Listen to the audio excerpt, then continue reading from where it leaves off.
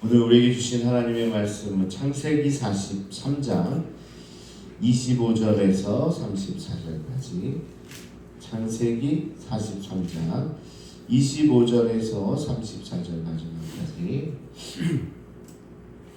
한 목소리로 같이 봉독하겠습니다. 시작. 그들이 거기서 음식을 먹겠다함을 들었으므로 예물을 전돌하고 요셉이 정오에 오기를 기다리더니 요셉이 집으로 오매 그들이 집으로 들어가서 예물을 그에게 드리고 땅에 엎드려 절하니 요셉이 그들의 안부를 물으며 이르되 너희 아버지 너희가 말하던 그 부인이 안녕하시냐 아직도 생존해 계시느냐.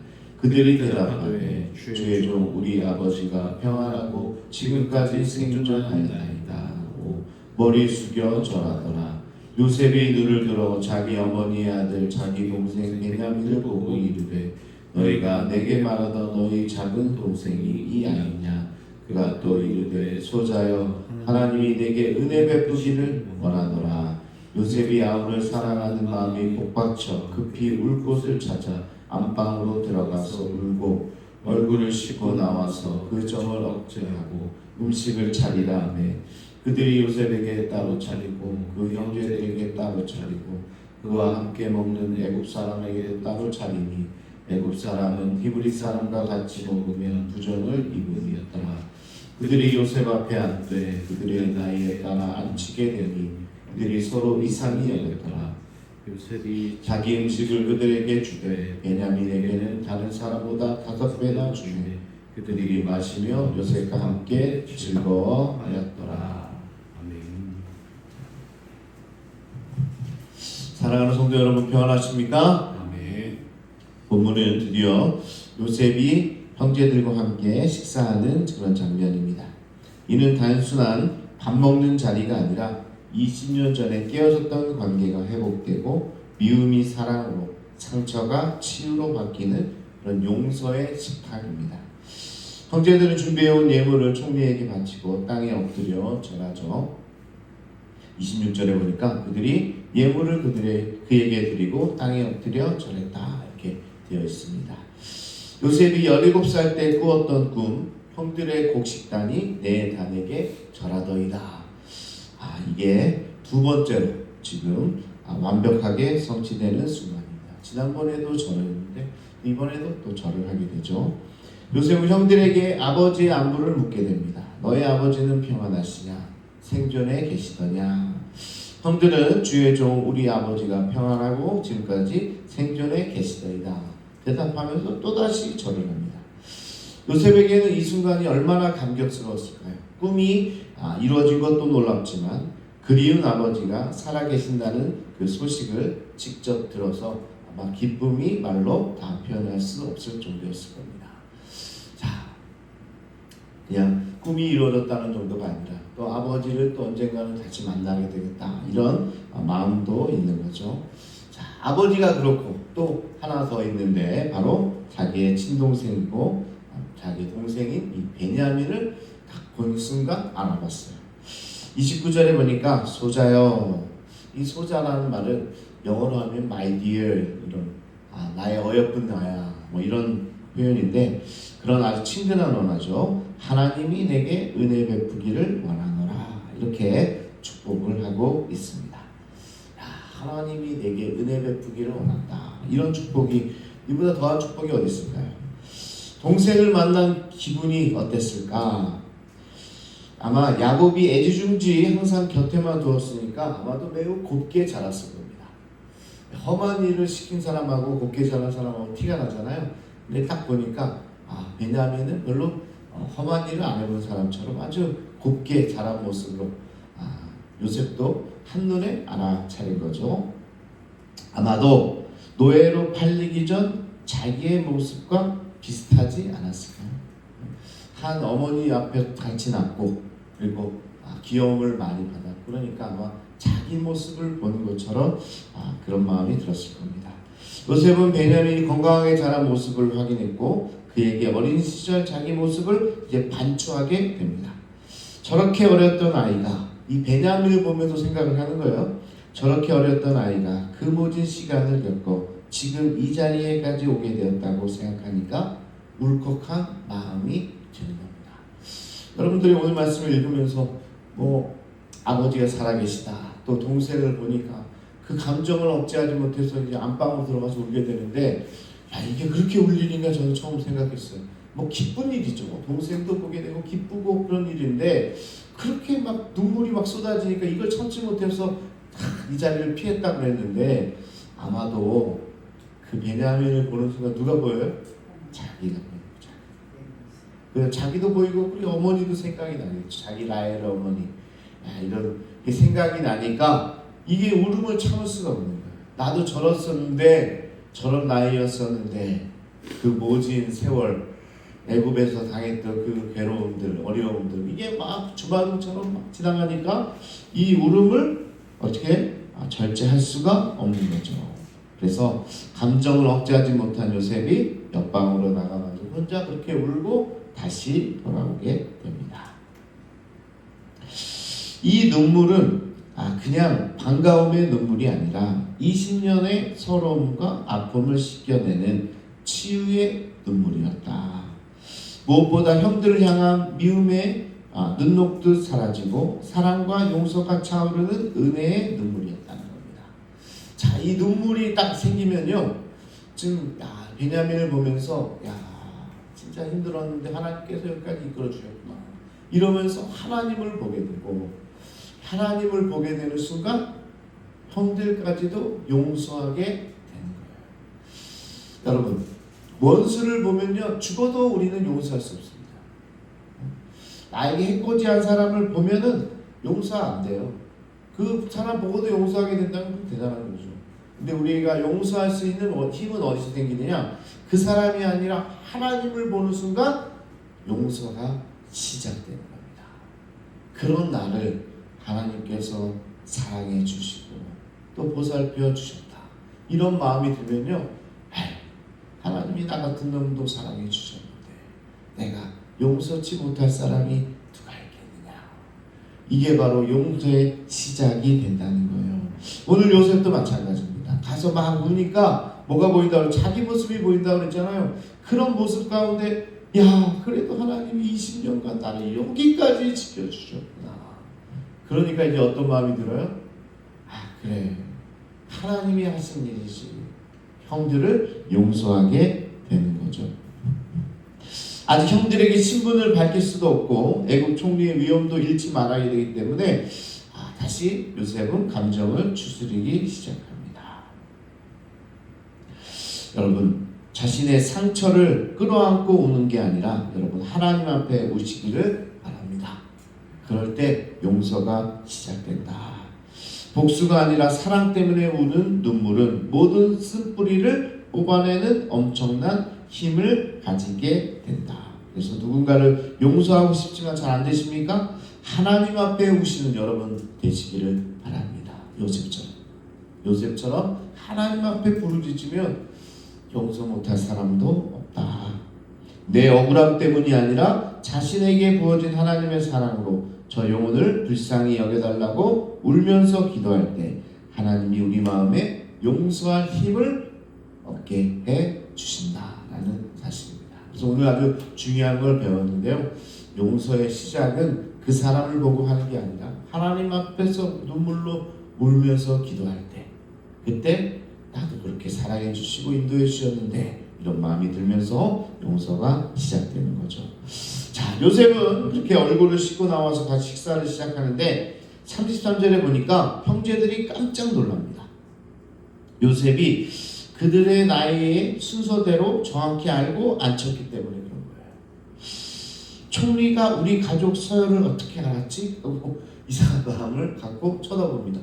어떻게 그래도 11명이나 되잖아요. 11명, 요즘에도 어디 집에 사람 많으면요, 그 이름을 잘못 불러. 부모가 많으니까 우리는 둘인데 어떨 때는 예시고 혜연아 그러고 혜연이고 예시나 그럴 때도 있잖아요. 그렇게 헷갈리는 겁니다. 그런데 이 모르는 사람이 우리 가족이 11명의 서열을 그냥 맞춰가지고 자리를 배치하고 식사를 다 그렇게 나오는 걸 보고 이게 어떻게 된 거냐 이렇게 형제들이 쳐다보게 되는 거죠. 그러면 34절에 요셉은 베냐민에게 다른 사람보다 5배나 많은 음식을 줍니다. 야, 5배. 한 2배만 줘도 티가 확 나잖아요. 5배를 줬으면 베냐민에게 엄청나게 진수성찬을 다 둔 거예요. 형들에게도 뭐 부족함이 없었겠죠. 왜 그랬을까? 여러분 왜 그랬을까라고 생각합니까? 같은 어머니에게서 난 동생에서 그랬을까요? 너무 오랜만에 본 동생이라서 그냥 잘해주고 싶어서 그랬을까요? 처음에 저도 그렇게 생각했는데 혹시 형들을 한번 떠보는 건 아닐까 하는 생각도 해봅니다. 자기가 왜 이렇게 됐어요? 혼자 사랑을 많이 독차지하다 보니까 채색 옷을 입히다 보니까 형들이 뭐라 그래요? 시기 질투를 하게 됐잖아요. 그래서 이 소소하게라도 요셉이 한번 베냐민에게 편애를 해준 거예요. 특별한 사랑을 베풀어 준 거예요. 그리고 형들을 한번 보는 겁니다. 어떻게 하나. 그런데 형들이 예전의 형들이 아니에요. 오히려 즐거워하고 함께 식사하게 됐다. 함께 기뻐하며 성숙한 모습으로 나아가게 되는 겁니다. 이것도 달라졌다. 베냐민에게 특별한 은혜를 베풀어줘도 형들이 그래 막내니까 이렇게 감싸 안으면서 함께 즐거워하면서 식탁을 마무리하게 됐죠.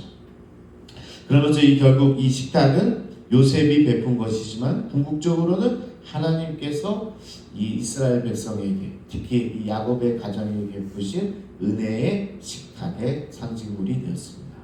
그래서 이 식탁으로 말미암아 이스라엘 백성들이 거기 있는 모든 사람들이 이제 구원받고 은혜를 받게 될 것이라는 것을 보여주고 있는 거죠. 원수 같았던 형제들이 한 쌍에 둘러앉아 먹고 마시며 깨어졌던 관계가 회복되고 시기와 질투가 사라지고 기쁨이 넘치는 자리가 되었다. 그래서요, 좀 친해지려면 같이 밥을 먹으라 그랬습니다. 그리고 좀 친해지려면 하룻밤 같이 자면 좋습니다. 그러면 좀 그랬던 불편했던 마음도 다 해결이 되는 거죠. 그래서 우리가 신방을 가고 함께 식사를 하는 겁니다. 여러분 밥 같이 먹는 것도 얼마나 힘든지 몰라요. 그냥 목사님들은 어디 가서 식사 대접을 잘 받는다 이게 부러워하는 사람들도 있는데요. 그거 부러워할까 안 됩니다. 왜냐하면 가서 계속 식사를 하고 하는 게 다 이 목회에 관련돼 있고 그렇게 함으로써 그분들의 마음을 풀어주는 그런 목회적인 일이라는 겁니다. 그리고 우리는 사명감을 감당하고 가서 또 식사할 때도 있죠. 그만큼 이 식탁이 중요한데 이 식탁이라는 것은 누군가가 희생해서 결국은 사람을 살리는 일이 바로 이 식사라는 것이기 때문에 그렇습니다. 어떤 동물의 희생, 어떤 식물의 희생, 그런 것들의 희생을 통해서 또 우리가 살아가는 거잖아요. 자, 이 식탁의 의미가 바로 그런 겁니다. 오늘 이스라엘 백성이 생명을 얻게 되는 거고 이 기근에 죽지 않고 다시금 살아나게 되는 것입니다. 자, 어느 시골 교회 목사님의 딸이 물에 빠진 가족 중에 누구를 구할 거냐는 질문에 다른 식구들은 다 포기하더라도 마지막까지 아빠만은 꼭 살려야 한다고 대답을 하게 됩니다. 마치 예신이가 누군가 물어보는 거죠. 예신이한테 야, 물에 빠졌어. 너네 엄마도 빠지고 혜안이도 빠지고 아빠도 빠졌어. 야, 누구를 살릴래? 그랬더니 예신이가 뭐라고 하는 거예요? 아빠를 살려야 된다. 그러니까 옆에 있던 아내가 좀 서운한 거예요. 왜 아빠를 살리냐? 잘해준 건 난데. 이제 그런 마음이 들잖아요. 모르죠. 엄마는 수영을 잘하니까 수영 못하는 아빠를 살려야 되는지. 하여튼 아빠를 살려야 된다고 이 아이가 이야기를 했어요. 딸이 왜 그랬는지 이유를 말하는데 아빠는 하나님의 말씀을 전해서 생명을 살려야 하니까. 다른 게 아니라 아빠는 더 많은 죽어가는 영혼을 살려야 되니까 이렇게 대답을 했다는 겁니다. 그래서 그 목사님이 충격을 받고 야, 내가 그런 사명을 받았었지 이렇게 깨닫게 되는 시간이 됐다는 겁니다. 내가 하는 일이 단순히 설교하는 게 아니라 생명을 살리는 일이구나. 요셉이 형들을 초대해 밥을 먹이는 일은 단순히 배고픔을 해결해 주는 일이 아니었어요. 죽어가는 형제들의 영혼을 살리고 무너진 가정을 살리고 또 무너진 민족을 살리는 거룩한 사명이었다. 우리에게 가장 소중한 일이 무엇입니까? 내가 가진 것으로 누군가를 먹이고 살리고 회복시키는 일입니다. 그것이 하나님이 우리를 부르신 이유다. 우리의 삶을 통해서 누군가를 살려내는 일, 이게 우리의 일입니다. 그래서 저는요, 우리 성도들의 사업이 번창하기 위해서 기도하면서 항상 같이 따라붙는 기도가 있습니다. 돈 많이 벌어서 그 가정만 잘 먹고 잘 살게 하는 게 아니라 그 사업을 통해서 주변에 죽어가는 영혼들을 살게 해달라는 기도를 항상 하고 있어요. 사업하시는 분들에게 기도해 주면서 이 사업이 번창해서 그 가정이 잘 살게 해주십시오. 여기에 머무르는 게 아니라 그 가정, 그 사업 때문에 주변에 많은 힘들고 어려운 사람들이 살아나는 일이 경험되게 해 주십시오. 그렇게 기도하는 겁니다.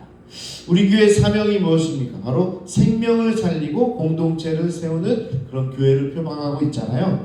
그래서 우리는 구조선이고 마치 5분 대기조처럼 어떤 상황에서도 생명을 살리는 일에 준비되어 있어야 된다. 그래서 가장 우선순위가 우리 교회도 생명을 살리는 겁니다. 다른 게 아니에요. 우리 교회 성도들끼리 교제 나누면서 즐겁고 이런 것보다 더 중요한 것은 지금도 힘들고 어렵고 외로운 자들이 예수 믿고 구원받아서 생명이 살아나는 일에 우리의 가장 우선순위를 둬야 된다라는 겁니다.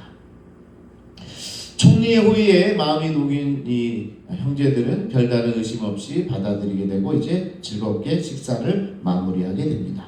식사 후에는 지난번처럼 양식이 담긴 자료를 받아들고 11 제자가 이제 고향으로 돌아가게 됐습니다. 그러면 어떻게 해피엔딩입니까? 네? 아직 아닙니다. 그 전처럼 됐잖아요. 애굽에 올 때처럼 11 형제가 다시 돌아가게 되니까 이제 원상 때 복귀 아니에요? 아니에요. 아직 하나가 더 채워줘야 됩니다. 누구예요? 요셉이죠. 요셉. 잃어버린 동생이 다시 회복되어야 됩니다. 자, 그걸 위해서 일이 하나 꾸며지게 되는데 그거는 다음 주에 살펴볼 겁니다.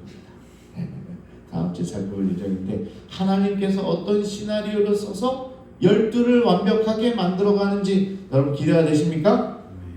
오늘 보니까 많이 어디 다 빠지셨는데 다음 주에 다시 12이 어떻게 다시 형제로 딱 봉합이 되는지 그 하나님의 기가 막힌 시나리오가 어떻게 펼쳐지는지 또 요셉은 어떤 생각을 하고 있는지 지금 다 해피엔딩처럼 보이는데 또 기대하시라. 긴장이 또 나오고 또 위기가 나오고 또 봉합이 나오는 다음 44장의 말씀을 기대하는 마음으로 오늘 말씀을 마무리하도록 하겠습니다. 오늘 중요한 게 있어요. 용서하는 마음은 다른 게 아니라 그 사람 보면 용서 안 됩니다. 죽어도 안 돼요. 아니 나를 해코지했는데 내 돈 떼먹었는데 나를 어떻게 아프게 했는데 그 사람 보고 용서가 어떻게 됩니까? 그게 아니라 하나님 앞에서 우는 거예요. 하나님께 시선을 돌리는 거예요. 그러면 어떤 마음이 드냐? 야 나도 하나님께 그랬잖아. 나도 하나님 앞에서 그럼 진짜 못난 자잖아. 하나님께 그렇게 말씀드렸으면서도 그렇게 살지 못하잖아. 근데 그런 나를 하나님 사랑해 주시고 여기까지 인도해 주셨잖아. 아니 총리의 반열에 올려주셨잖아. 하나님 회복시켜 줬잖아. 아무리 그 사람이 나를 힘들게 했어도 내가 지금 하나님의 자녀로 살고 있잖아. 이런 마음이 드는 순간 눈물이 나고 그렇게 힘들게 했던 사람까지도 용서하는 마음이 생기는 거예요. 그래서 용서는 내가 하는 게 아니라 하나님께서 그 마음을 주실 때 할 수 있는 거예요. 그러니까 지금 용서가 안 된다 그러면요 그냥 두세요. 억지로 내가 용서해야지 그래놓고 다음날 더 힘들어요. 이게 아니라 하나님 그런 마음을 주세요. 그럼 때가 되면 하나님이 그런 마음 주시면 용서가 되는 겁니다. 오늘 요셉을 통해서 우리 그런 것을 배우게 됐는데 혹시 여러분들 가운데 그런 마음을 가지고 있는 분이 있다면 하나님께 오늘 나가서 울면서 기도할 때 하나님께서 그 관계도 오늘 요셉의 형제들처럼 회복시켜 주실 줄로 믿습니다. 이 시간 우리 주여 한번 부르시고 통성으로 함께 기도하겠습니다. 주여. 아버지 하나님, 아버지 하나님 감사합니다. 오늘도 귀한 말씀으로 우리에게 아버지 생명의 말씀, 깨달음의 말씀 허락하여 주신 것 감사드립니다.